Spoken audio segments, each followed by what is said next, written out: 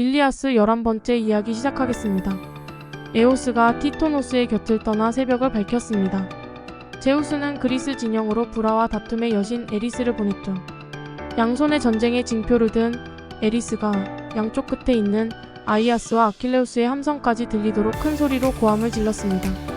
그러자 그리스인들의 심장은 전투를 갈망하고 전쟁이 달콤하게 느껴졌습니다.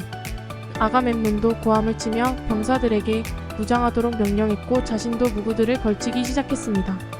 정강이 바지, 가슴 바지를 입고 칼과 방패를 등에 메고 투구를 쓴 다음 창 두 자루를 쥐었습니다. 그의 방패는 중앙에 고르곤과 그 양편에 포보스와 데이모스가 그려져 있는 것이었고 그의 투구는 가운데 말총벽과 양쪽에 뿔이나 있는 것이었죠. 양 가슴에서 검푸른 뱀 3마리가 목으로 다가오는 문양이 새겨져 있는 그의 가슴 바지는 키프로스의 키니라스가 아가멤논이 트로이로 향한다는 소식을 듣고 환심을 사기 위해 선물한 것입니다.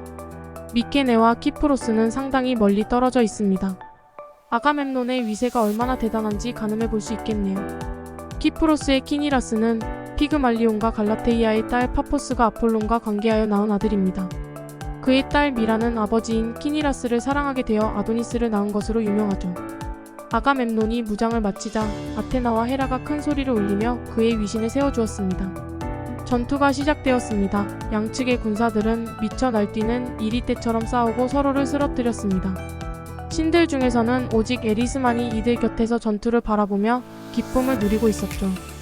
다른 신들은 올림포스에 모여 앉아 제우스를 원망하고 있었는데 제우스가 트로이인들에게 승리를 안겨주기로 결심했기 때문이었죠. 양측은 어느 쪽도 물러섬이 없이 팽팽하게 맞서 싸웠습니다. 점심 무렵이 되어서야 그리스 군사들이 트로이의 전열을 깨뜨려 놓았죠. 그러자 맨 먼저 아가멤논이 달려들었는데 비아노르와 그의 전우 오일레우스를 죽이는 것을 시작으로 같이 전차를 탔던 프리아모스의 적자 안티포스와 서자 이소스를 각각 살해하였습니다. 그리고 페이산드로스와 히폴로코스를 붙잡았습니다. 둘은 아버지인 안티마코스가 몸값을 아낌없이 내드릴 것이니 생포해달라고 무릎을 붙잡고 빌었습니다. 하지만 과거 메넬라우스와 오디세우스가 사절로 트로이를 방문했을 때 안티마코스가 파리스에게서 값비싼 선물을 받고 사절을 죽이자고 선동했던 것을 기억한 아가멤논은 둘의 목숨을 거두었습니다. 아가멤논은 가장 각축을 벌이는 곳으로 향했고 살육을 멈추지 않았습니다. 트로이인들은 달아났고 아가멤논은 그리스인들에게 명령을 내려가며 추격하였습니다. 트로이인들은 일로스의 무덤 곁을 지나 성을 향해 달아났고 어느새 스카이아이문 앞에 다다랐죠. 아가멤논이 가파른 성벽에 이르게 되자 제우스는 하늘에서 내려와 이다산 머리에 앉았습니다. 제우스는 이리스를 헥토르에게 보내 말을 전했습니다. 아가멤논이 선두에서 폭주하며 사람들을 무더기로 죽이는 동안에는 싸움을 다른 이에게 맡기고 물러나 있다가 아가멤논이 부상을 당해 전차에 오르고 나면 그때부터는 제우스가 힘을 실어주겠다고 하였죠. 이에 헥토르가 곳곳을 돌아다니며 전열을 가다듬었습니다. 그 와중에도 아가멤논은 작정한 듯 앞장서 싸웠습니다. 그에게 이피다마스가 달려들었죠. 이피다마스는 안테노르가 아내 테아노에게서 낳은 아들로 어릴 적부터 외할아버지 키세우스가 트라케에서 키웠습니다. 전쟁이 나자 키세우스는 이피다마스를 붙잡아두려 그의 딸과 결혼을 시켰습니다. 하지만 그는 결혼 후 곧장 배 12척을 이끌고 참전하였고 페르코테에 배들을 두고 걸어서 트로이로 왔습니다.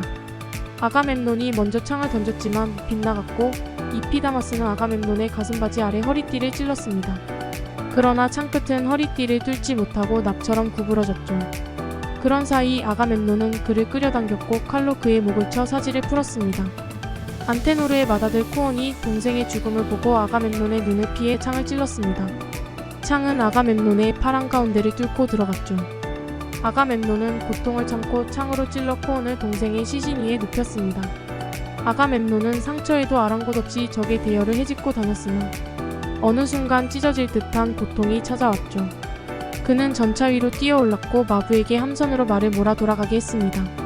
이것을 본 헥토르는 더욱 병사들을 부추겨 그리스 군들과 싸우게 했고 그 자신 또한 아사이오스, 아우토노스, 오피테스, 돌롭스, 오펠티오스, 아겔라오스, 이이심노스, 오오로스, 히포노우스를 죽였습니다. 그의 발 아래 죽은 이의 머리들이 질비하였죠. 이제 전세는 역전되어 그리스군이 밀리기 시작했습니다. 오디세우스는 디오메데스를 불러 적들의 진격을 막아서고 버텼습니다. 디오메데스가 팀브라이오스를 오디세우스가 몰리온을 각각 처치하며 분투하죠. 헥토르를 피해 달아나던 그리스 군사들은 안도의 한숨을 내쉴 수 있었죠. 디오메데스는 메롭스의 두 아들 암피오스와 아드라스토스를 죽였습니다.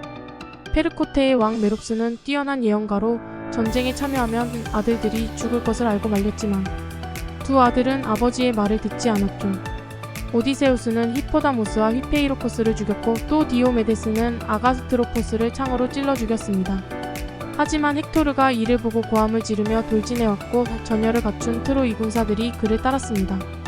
이런 헥토르를 보고 몸서리를 치면서도 디오메데스는 창을 앞뒤로 흔들며 헥토르를 노리고 던졌습니다. 창은 헥토르의 투구 정수리에 맞고 튕겨졌습니다. 헥토르는 재빨리 뒤돌아가 무리 속에 섞였고 무릎과 두 손으로 땅을 짚으며 몸을 일으키려 했지만 눈앞이 깜깜해졌죠. 아마 뇌진탕이 온 것 같습니다. 디오메데스는 선두에서 싸우는 자들을 해치고 헥토르에게 달려갔으나 그 사이 헥토르는 의식을 찾고 전차에 올라 죽음을 피했습니다. 한편 파리스는 일로스의 무덤에 몸을 기대어 디오메데스를 겨냥해 활을 쏘았습니다. 화살은 디오메데스의 오른 발등을 뚫고 땅에 박혔습니다. 오디세우스가 급히 다가와 그의 앞을 막아섰고 발에서 화살을 뽑아내었죠.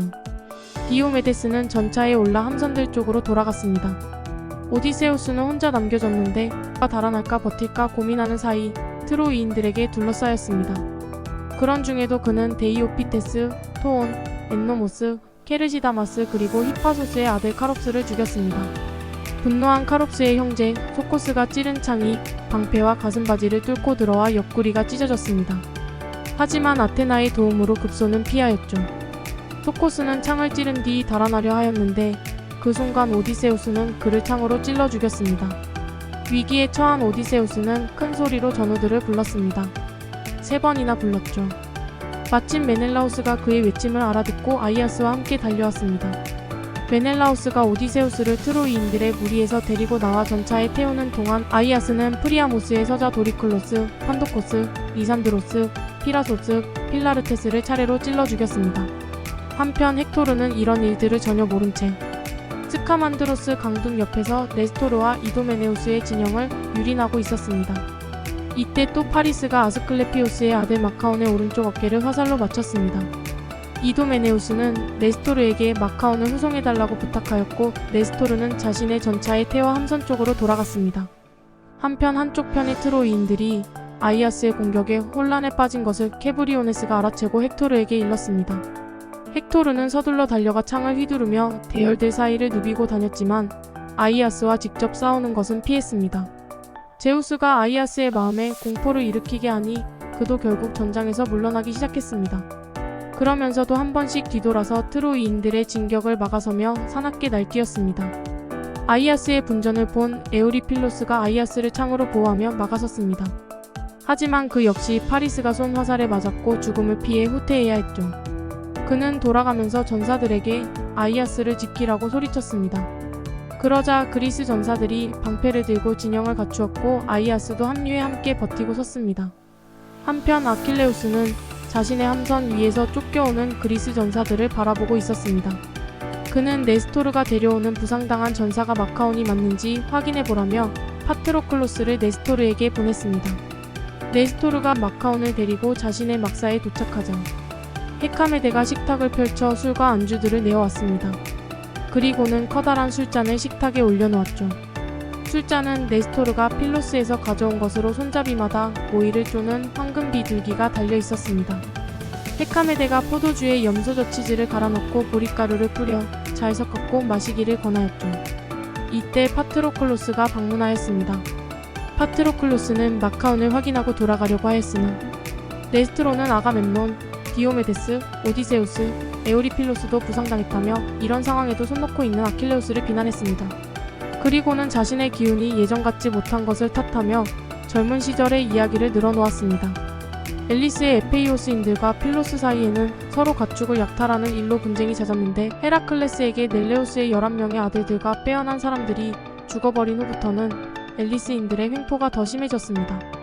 특히 앨리스의 아우게이아스 왕은 올림피아 경기에 참여한 필로스의 경주마들을 가로채고 마부들을 내쫓아버렸죠. 이에 대한 보복으로 네스토르는 이티모네우스를 죽이고 수십 마리 말 150마리를 비롯한 많은 가축을 빼앗아 앨리스에 받을 빚이 있는 사람들에게 가져가게 했습니다. 그런 지 사흘 뒤에 앨리스의 에페이오스인들이 큰 무리를 지어 쳐들어왔습니다.